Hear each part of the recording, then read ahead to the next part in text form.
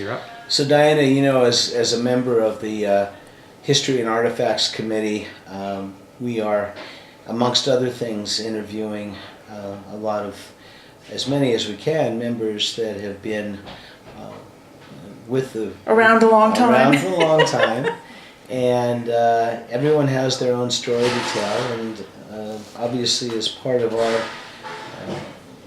desire as a committee, and I think as a member, to retain the legacy, and with so many new members coming in, to have something for them to see so that there's not a gap between what was and what is, and hopefully what will be in the future. These conversations are really valuable to us.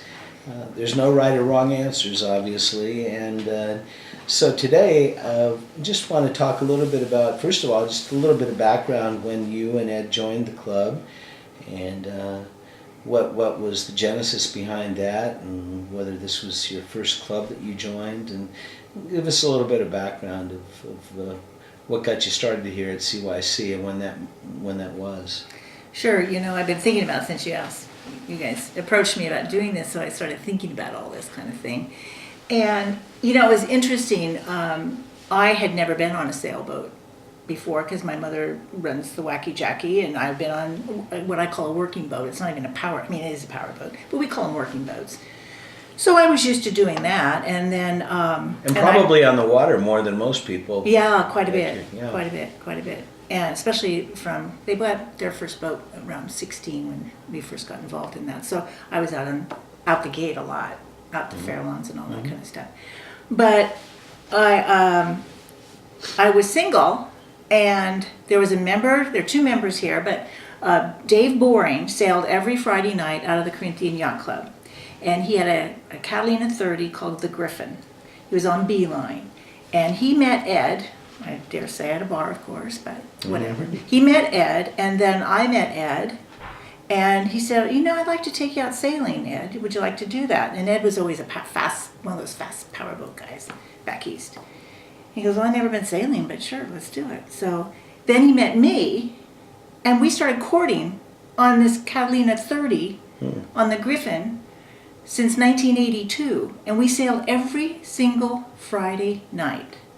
And that's how Ed and I developed our relationship in the early part of our time together. And it was right here at the Corinthian. We go to 39 Main, you know, places that are all closed up now. But we sailed out of here, and David Boring was an excellent racer. So we were getting cups and glasses, and, you know, every Friday night we were winning everything. And I was merely ballast. I had to learn how to go from one side of the boat to the other just as ballast because I knew nothing about it. So... Dave, we did this every Friday night for many years, and not one person at the club, and we knew the bartender, Andy and Carlos, and we knew everybody here, and we paid cash. Not one person approached us to be members, because Ed and I personally thought you either had to be loaded, because look at this building.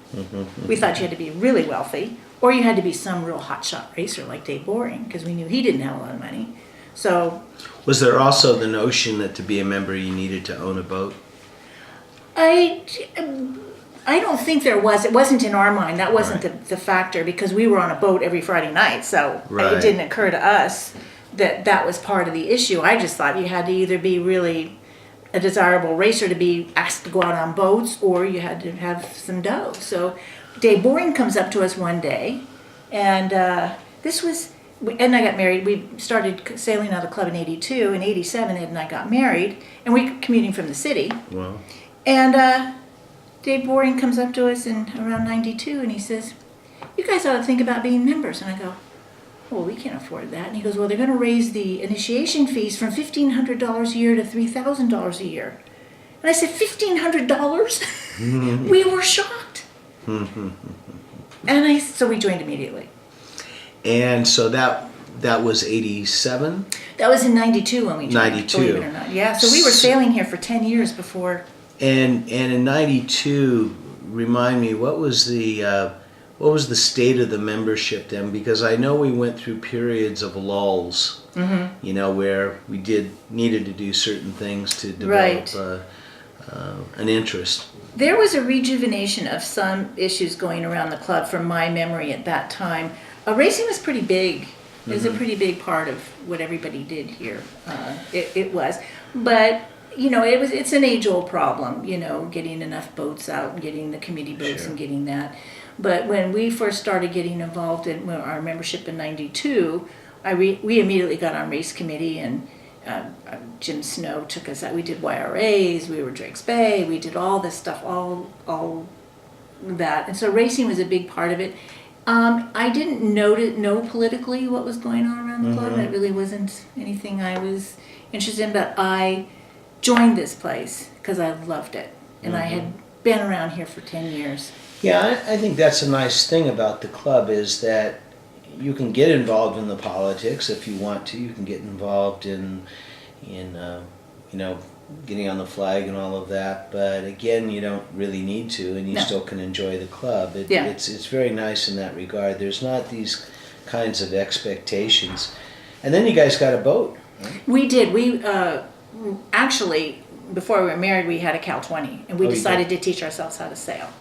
So the first boat that I really learned how to sail on was a Cal 20. It was called No Problem. We had it at Gas House Cove.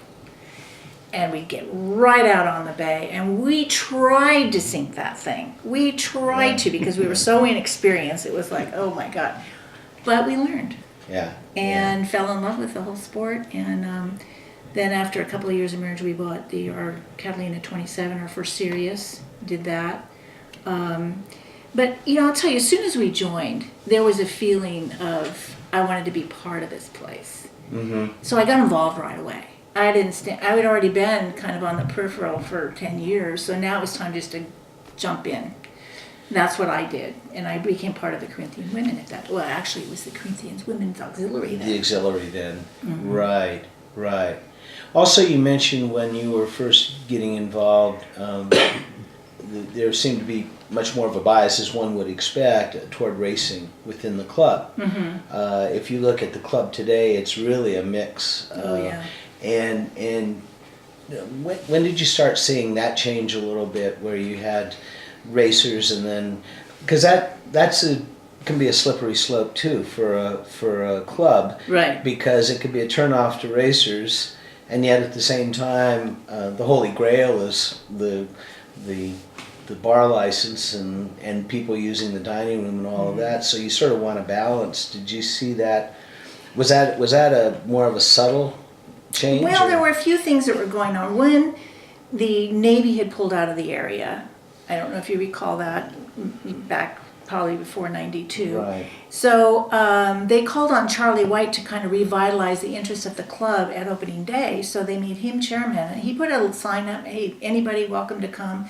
So I got involved in opening day committee, and then I got involved with the women's auxiliary and on race committee. So those were my three just jumped right in, because the race committee, I have a kind of a skew on that because I was so involved in the racing. It's kind of hard to get a handle about it. But on the opening day side and the Corinthian women's side, I was able to see more of the social involvement and more of the commitment of people providing service to the club beyond the racing. So that really opened my experience about what was going on at the club. I know now, certainly we just recently had a rush night for the various committees that we have. I'm thinking that it must have been the same, that if one wanted to volunteer and be on a committee, they could be a new member and do that right away. There's no pecking order, or you've got to be a member for a certain period of time, and I think that's really important as well. And I think this place develops a lifetime spirit of camaraderie and friendship. I find it amazing because people can get right in if they want to, and yet they can stand off on the sides if they don't want. But we always encourage people, because I've been on the membership committee, been on a few committees at this club.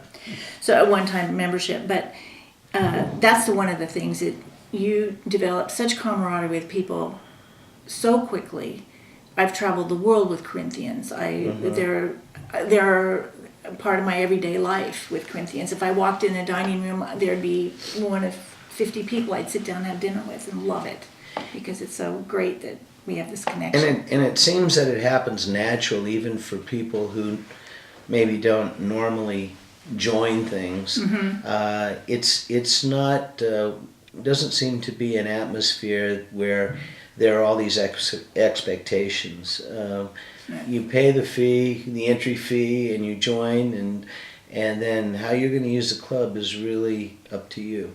And Yeah, I just had a conversation recently with Beth Ann, and I know her kind of casually, and we just happened to be at something, and something came up about work, and I said, oh, I don't even know what you do, and I've known her for I don't know how long. And then we both started talking about that, going, that's one thing about the Corinthians. It's not what you do, it's who you are and how you present yourself at the club. It's not what title you have or what position you hold. It's just how you fit in here. And I just find that so refreshing, because all of a sudden I'm having this conversation with someone who's an acquaintance, but I'm getting to know her and, learn about her kids and what her goals are. And then all of a sudden I realize I have no idea what she does for a living or who she works for. Right. And it's not important. Exactly. I love that aspect of our club. In those very, very few instances where I've witnessed people that have joined, and clearly they saw this as a way of springboarding their business, they typically have been short-term members. Thank goodness. Most clubs, whether they be yacht clubs or social clubs or tennis clubs, golf clubs, they certainly discourage that. We don't have a hard and fast rule, but Oh, no. I think everyone has a sense of how one behaves in this type of atmosphere, and most people, as much as they may love their work, want to leave it at every once in a while, and this is a good way to do it. The Corinthian Yacht Club is literally my second family. Right. It is just, that's how I feel about it here. And when I became president of the Corinthian Women, it was my first experience sitting in this boardroom. Because what they did was ask what the status was, what's going on in that organization at the board and at that level. So I got to know a lot of the board members and whatnot, and get exposed to what goes on for the government of our club. And then I was asked to be on the board, which I was proud to. So I just jumped right in because it was such a fabulous place to be. Yeah, and I think, unfortunately, a recent measure of how that is for many of us who are members is we've lost a couple of members recently, and when you're in those memorials, you realize how tightly knit the group is. It is. So it's important. You mentioned getting involved, and you very much got involved, and I think to the extent that you have the distinction of being our first female Yes. Commodore. What was it like leading up to that? And again, there are always controversies involved, and it's not meant to bring out the controversies, but certainly whenever there's a change that is a tangible change from the way things were done for, in this case, probably the last Over 100 years. 100 years. You expect there's going to be rumblings and what have you, and you get through them. But why don't you talk a little bit about that? And I think the fact that it did work.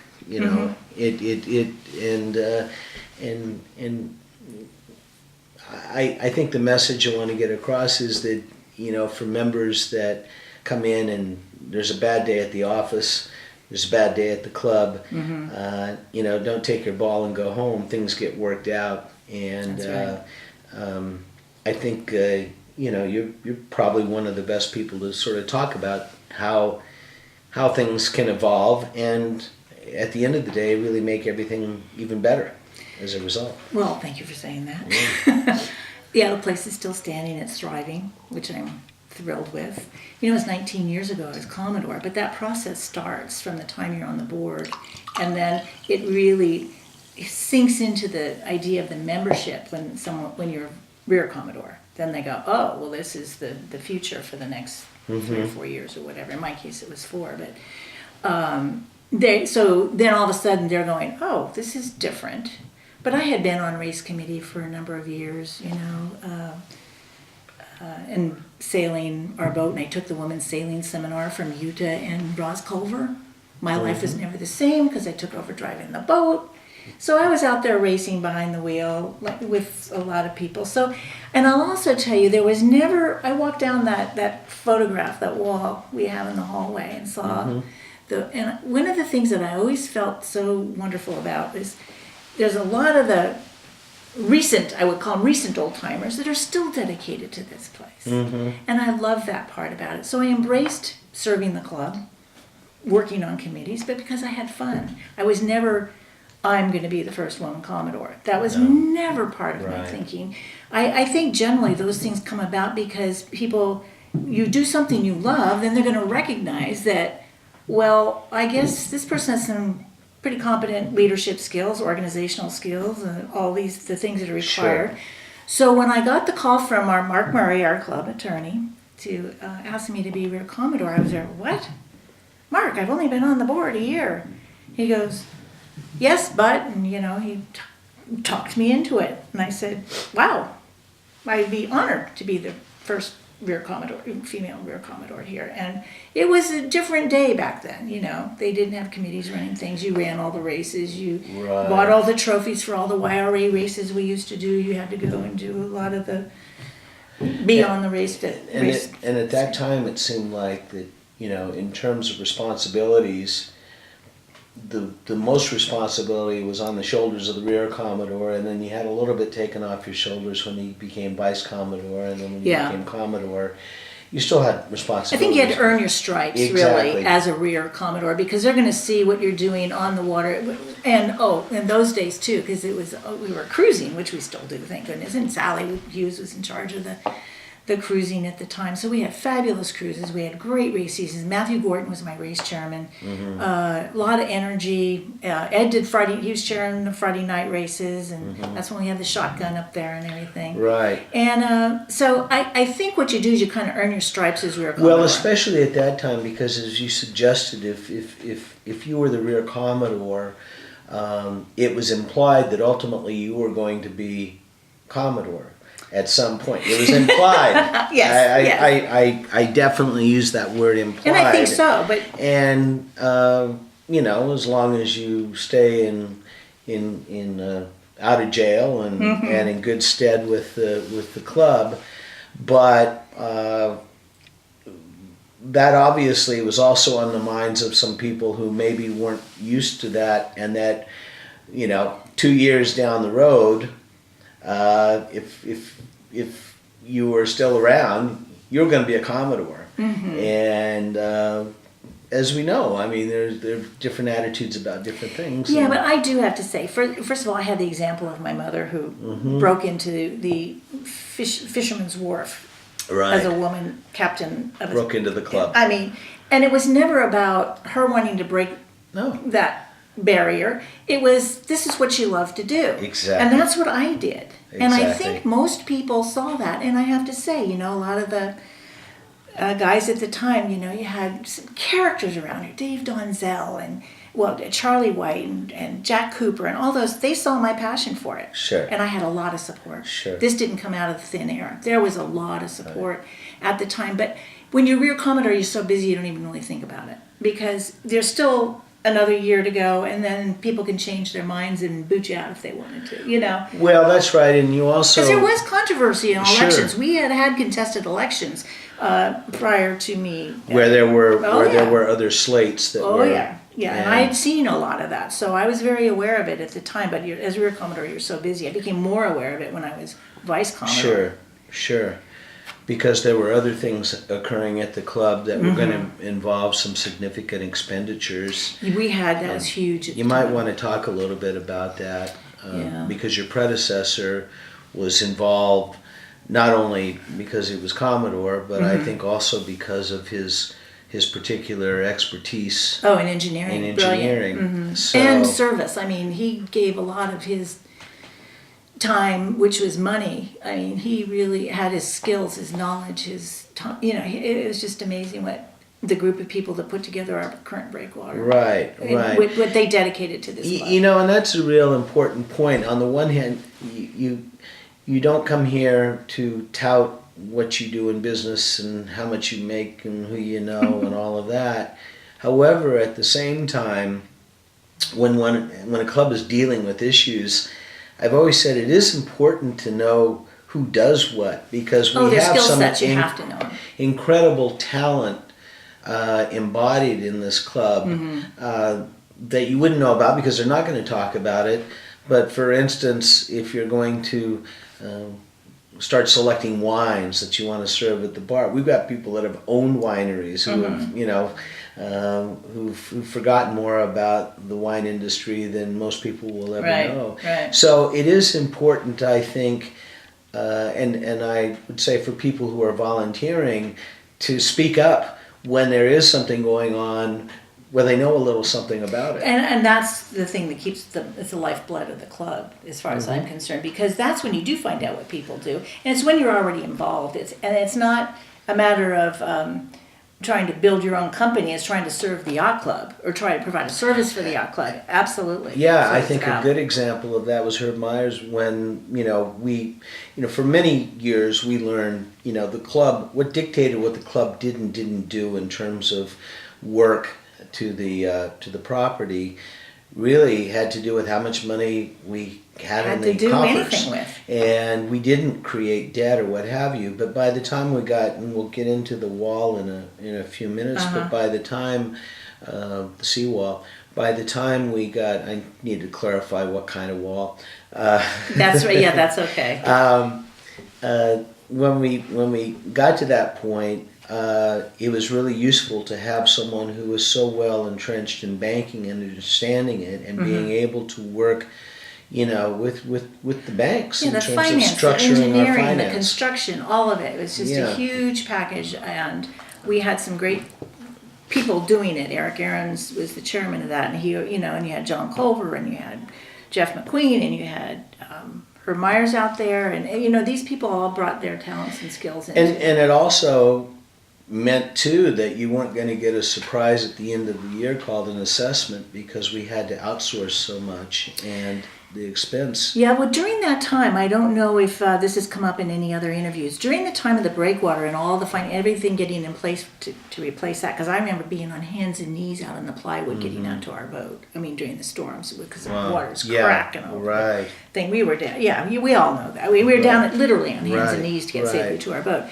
But I don't know if this has come up in other interviews, but the whole side of our building here is a mountain. Right. Rock Mountain. And we had a lot of rain, and it was coming down. It was falling right down on the club. So we had to take we had to take a lot of the resources of the club. Jeff McQueen, they engineered it. They drove. We used up all our. There's always construction funds, and we always try to manage the money the best we can. But back in that time, and when I was on the board before I got into the more leadership part of it, we had no account, we had no financials for months and months. So our job on the board and the leadership of the club was just to collect the dues and spend as little as possible so that we could come out well at the other end. And Cliff Donahoe, who's now a staff commodore, and all these people I'm talking about, Jeff McQueen and John Culver and Charlie White opening day, all these people have been staff commodores, so the dedication they have to it. But so Jeff, we had to spend almost every nickel we had trying to shore up and make sure that hillside didn't fall down, and it's still working to this day. And you see what's going on around, because it's relevant now. But a lot of people didn't.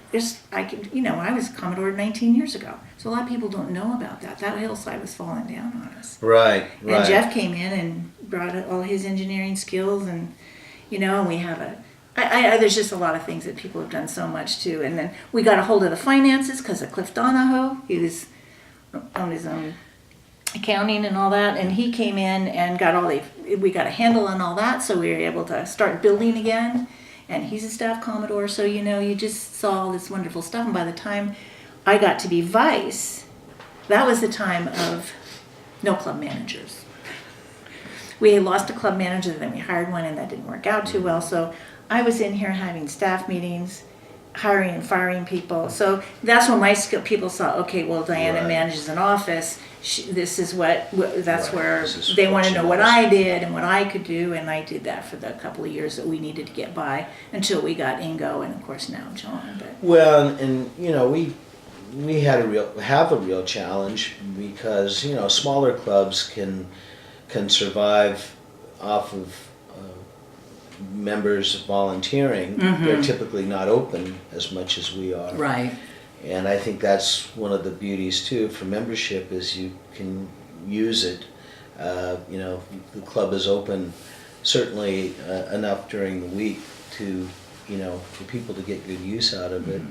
We also are fortunate, unlike, our friends in the East, where you can keep your boat in the water all year and, Yes. and sail. And so it really is important that we have that staff and keep them happy. And they take care of us. They really do. They do.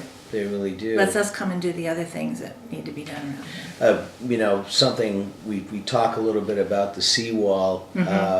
As we all know here, we uncovered a recent a TV show that was shot at the Yes. Corinthian in 1957. Yes. And for people that watch this, when they go to the archive, it will be something that will show you what it was like without a seawall. No It harbor. was wide open. Yeah, And, there was a little pier that people could tie their boats up on. And- Which, by the way, in that TV show, they didn't tie it up very well. No. They just tied up the stern and let the boat.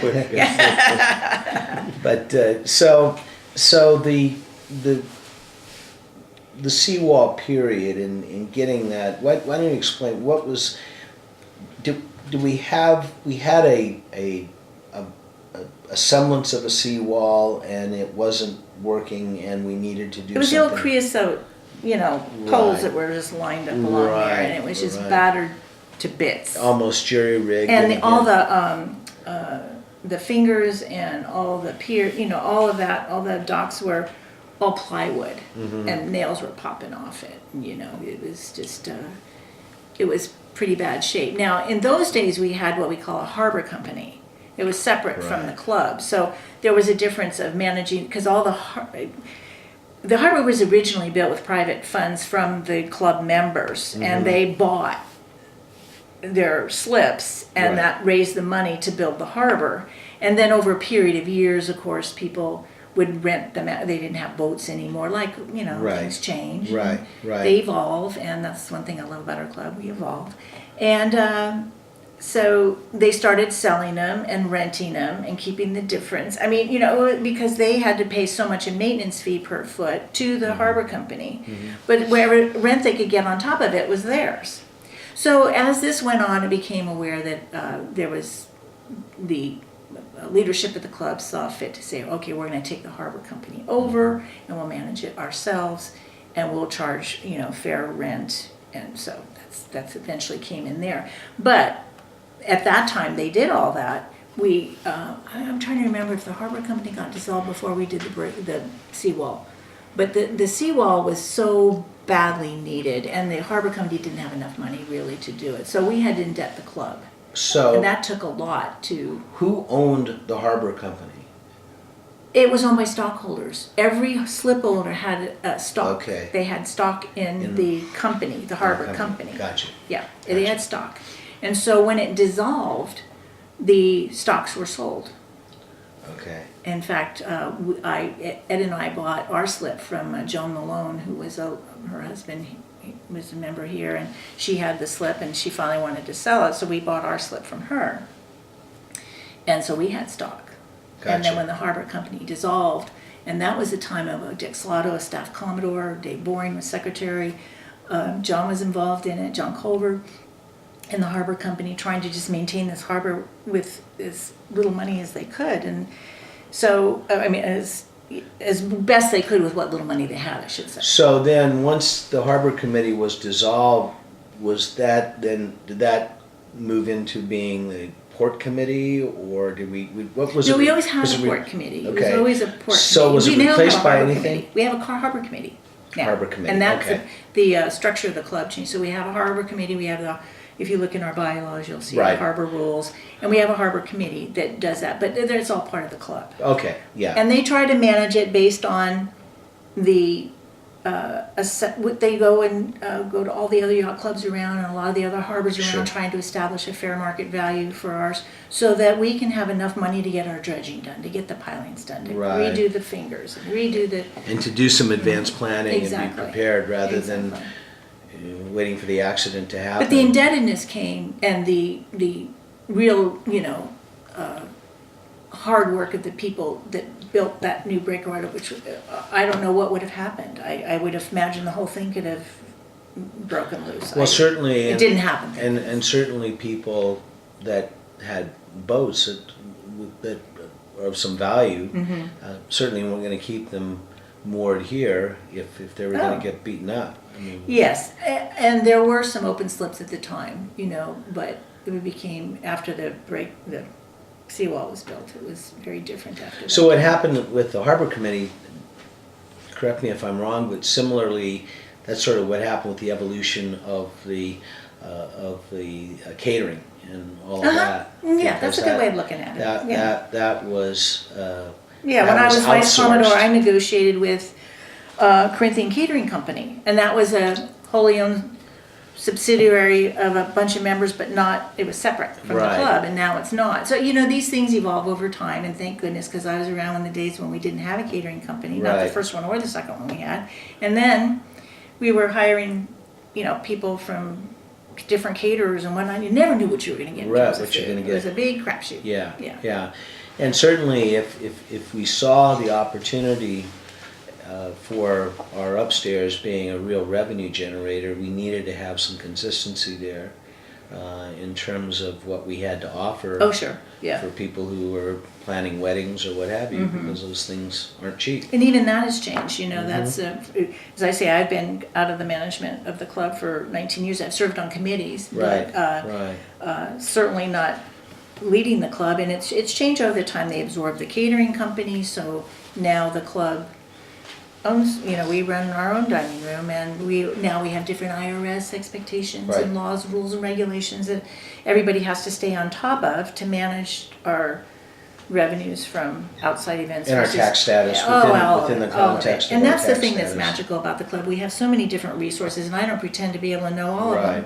at all. And thank God we have all these resources, because look, all the technology we have with Mike. I mean, we're coming into the 21st century here now. Otherwise I don't know how to do that stuff. So I'll show you how. It's fun stuff. And I think a lot of the people that got involved, even in the hard stuff, made it fun. I really do. And there's such a sense of accomplishment. I have to say, when they finished the seawall in 1999, Jeff, we had a wonderful ceremony here. It was just very, very, very nice. It was a beautiful ceremony when they finished that. But that was back in 1999, and we're Right. talking like it's new. It's not. No. We And should now get- we have to read. Jeff, And we've had to do- Jeff McQueen's plaque fell off the sewer pipe. Oh, I know. We should get that done. I didn't. I was unaware of that. Yeah. I am aware of that. Okay, I'm unaware of that. Okay, I'll work on that. So when you became Commodore, did you get any sense that it changed how some women outside viewed being in the club? I mean, did that? I mean, again, like your mother, it wasn't your intention that you were going to be the first female Commodore. You ended up had the opportunity to be a Commodore Right. at a place that really was your second family.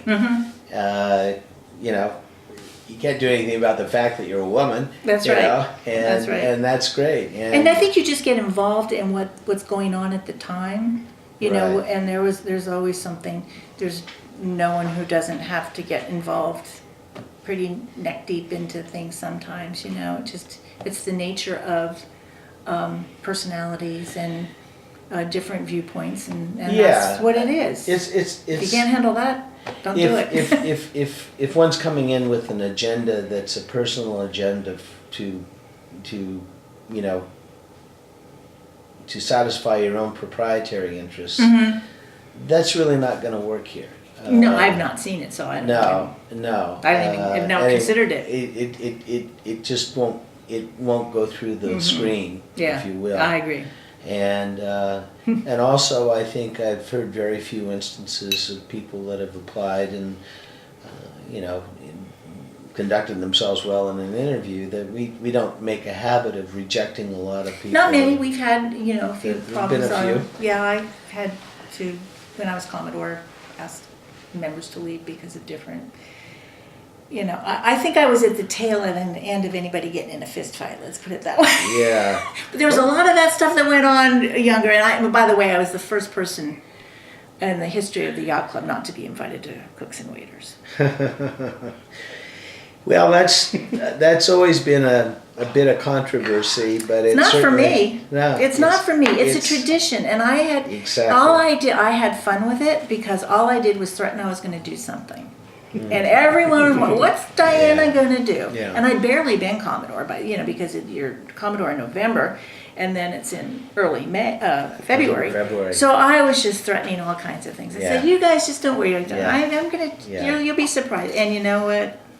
I didn't do anything. Yeah, I think, again, that's why our committee exists, is there is history here, and,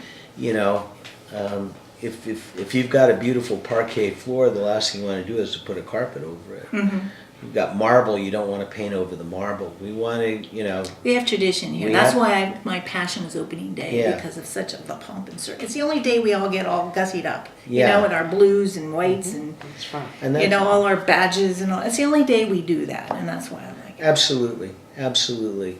So, while you were Commodore, did you see much of a shift in terms of, again, back to people that were here that were pure sailors, and did you see the social side of this club grow at all? I think that started a little bit during the time I was involved in leadership of the club, and it certainly has.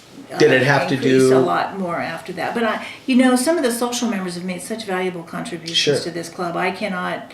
That's why I say I've always viewed it, and when I was Commodore, I even spoke of it. I always view us as one of those diamond balls in a ballroom, all the facets of a Sure. round ball, because we're so multifaceted, and I think we need the talents of.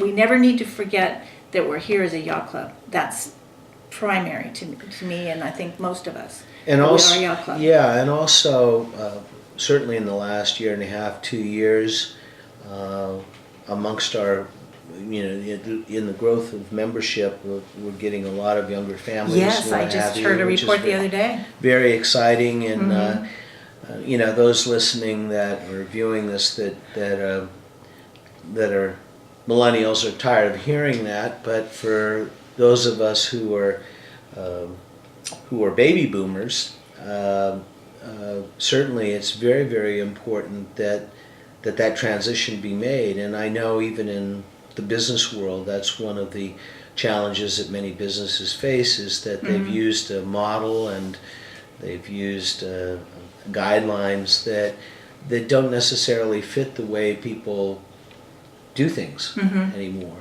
And also with young kids, but they're going to be our future members. And It's the lifeblood of the future for any organization. Right, right. So And how we that's- handle it, and how we incorporate them, and how they fit in, and get in the matrix of what we do.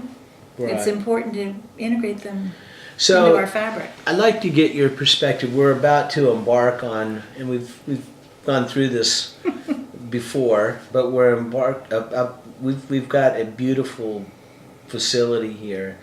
But like any aging facility, it has to be fixed up every Yes. once in a while. And I know we're preparing for a fairly major remodel Yes. that's going to bring some changes for a while. And I was just wondering if you have any thoughts on that. I know we have an upcoming town hall meeting Yes. that will discuss In the March, yeah. sort of what's going on, and that's the purpose of those things. They all everyone has their opinion of how things should be done, but typically I think everyone comes on board. But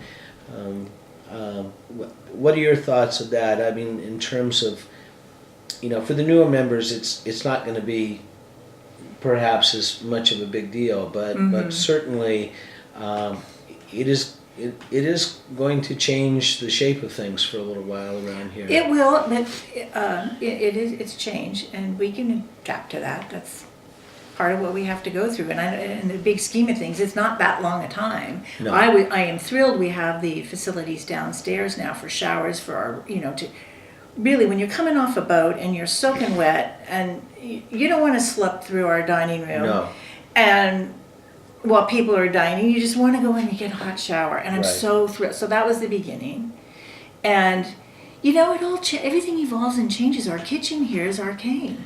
It is amazing. We've been blessed with such a talented chef. Yes. And what comes out of that kitchen, if you saw it, you'd be amazed. And everyone says, well, we've been doing this for a very long time the way it's been. Well, yes, we have. Mm-hmm. But by the skin of our chinny chin chin, have things not fallen down, we need steel beams in there. We've had inspectors that say, you've got to comply with these things. Because it's a new day and age.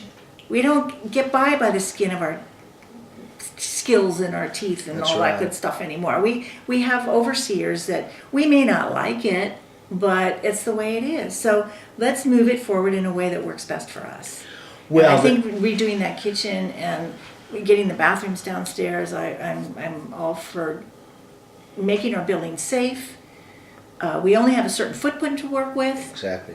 Let's, people think of better use of space. It's an amazing talent that some people have, and they're coming up with it, and I like it. And support And it. there's clearly a cost that's much greater when you allow for too much deferred maintenance. The opportunity cost associated with that. And sometimes you look at the numbers and you don't realize that is money well spent when you think it's an investment, into the club. I think of the old story of a fellow who was swimming halfway across the Mississippi and figured he couldn't make it, so he swam back. And we just continue to need to move forward. Yeah. What are some of the things you'd like to see, in the years ahead as we're all moving in further into the twilight and we're still all very actively involved, but what are some of the things you'd like to see? Well, one of the happen? things I think we always have to make our members aware of is that this building is an old grand dame. She's living on the water. And what we spent, the hundreds of thousands of dollars we spent when we put in the bathrooms because the underpinnings of our club needed support, needed help, they're going to need it again and again. It's not, Right. this stuff doesn't go stop. away. Now, what we're doing to upgrade everything and provide safety in our kitchen and all that stuff, yes, that will defer a lot of maintenance for a lot of years. But we've been putting makeshift maintenance and deferring big projects because we get eaten up by all the little ones all the Right. time. So I really see a need for what we're doing, and that's great. And then you think to the future, and I think we always have to plan. It's still going to happen. We still have to plan for it. So that I think long-range planning is critical to, and that involves finance committees and the leadership of the club, and just always having that in the back of your mind because this building requires maintenance. The other thing that I think of in terms of the future, my mentor, Charlie White, past Commodore in 75, he always felt that the youth was going to be the future of our club. And you look around the community, our sailing community, it seems to be dwindling a little bit in general. Because it's very expensive to do, I don't know what all the issues are, but it just seems to be a little bit, yacht clubs are kind of going through a struggle here. Right, and that was going to be my next question. How do we assimilate, and I mean that in a very positive way, how do we assimilate the young people coming in now? Well, you asked me what I thought, and Yeah. I've given a lot of thought about this, and it's a matter of devoting time and energy and whatnot. And also life as a, gets as, away. a, as a very involved grandparent, which I've become, and so I think we have sensitivities to that as well from that Well, I perspective. think we should never compete with the successful programs we have around the bay for racing or sailing, like at Like San the Francisco, sailing- at Richmond. I mean, we have some great Right. sailing. We have the sailing club at the Treasure Island. I mean, we have some marvelous resources. But what I can see that we could do for our club, but then again, it's an organizational thing, and finding the young people with the time and energy, which they are spread so thin these days with what kids are involved in. but is to kind of look at like creating a junior yacht club program, which is not to compete with the sailing. with sailing. junior It has to do with boating and knot tying and courtesies and power boats and fishing and sailboats and leadership. You know, if you create that kind of environment for children to, let's see what we want to learn, and all under adult supervision. I'm not even implying anything but that. But it'd take a lot of mentoring, and then people volunteering their time. Well, we'll take you out on the boat. We'll show you how to sail like Cal 20. Well, I think but that's the kind of thing that I see. You asked what I see in the future. I think that's something that would be manageable without competition, just to become a well-rounded boater. That's so critical. And some of it doesn't have to be complicated. I think back to a couple of years ago. I think that was the first year on opening day when one of our members, who happens to be the fire chief, made the fireboat available for the children to go out on. Again, under It's supervision. developing a passion for being on the water. That is just, you got to get that in your blood. That passion on the water is the critical. And it stays with one the rest of their lives. And again, we see it every day. I mean, someone travels thousands of miles to be able to say they drove across the Golden Gate Bridge. Yes. This bay is It's our backyard. is our backyard. As I oftentimes tell visitors, we have a wonderful backyard, and the great thing is we don't have to mow it.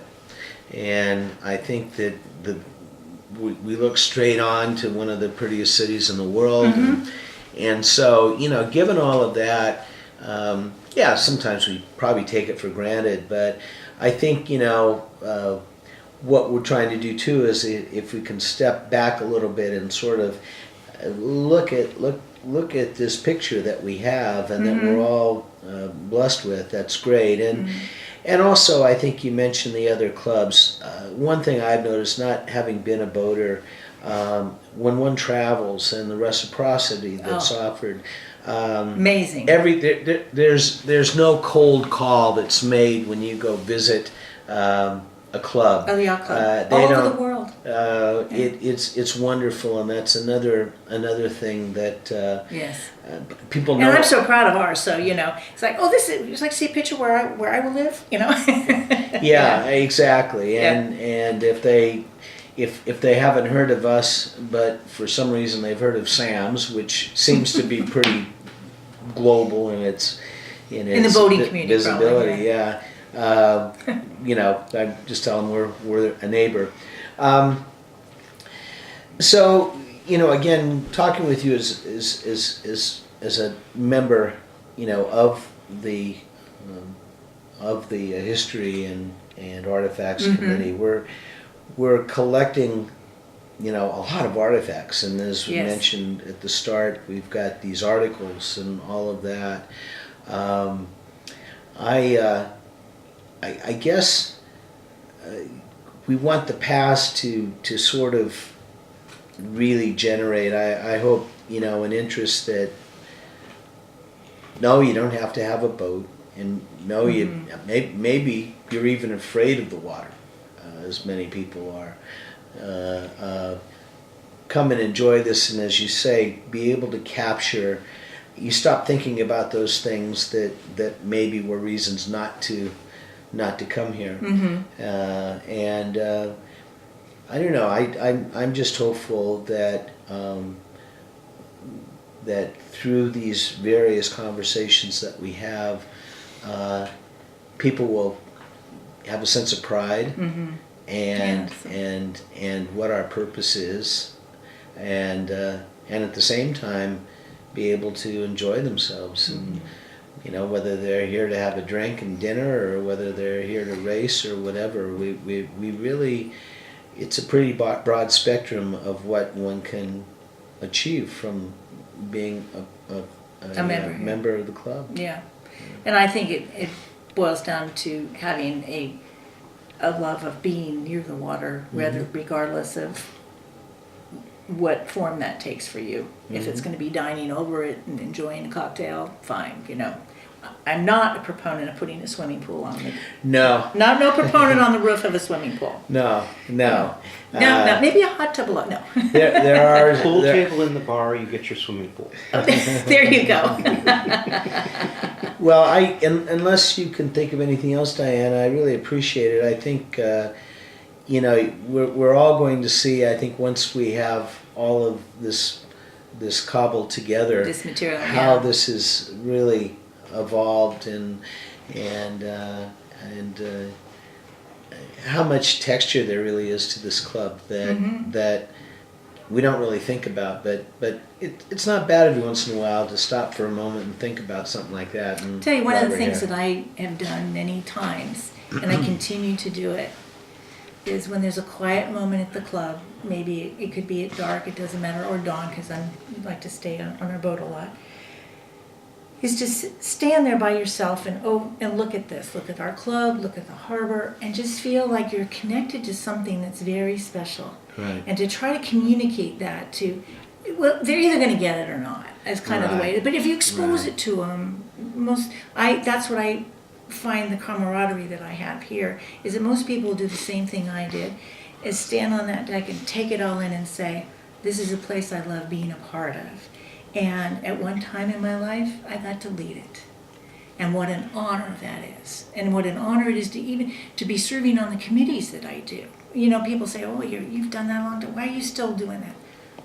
Passion, that's all it is. It's caring about all the people that I'm involved with. I want it to carry on. Because I don't know what the guys back then were thinking about the future. But from here in the next 100 years, they're going to look back and see what we thought about it because of this, because of what you guys are doing. And I'm glad to be part of it. Thank you. Absolutely, and it's encouraging to see that people that are volunteering and coming out and we're here on a Friday, be here tonight, and all of that. It's so encouraging to see new faces. Oh. In fact, we have our new member mixer tonight at 5 o'clock, Oh, and okay. that's always good fun. So I want to thank you again, and also thank you for all your volunteering that you've done. I'm involved with someone who's very involved, and you are. So anyway, but I really appreciate that, and thank you for the time today, Diana. Thank you.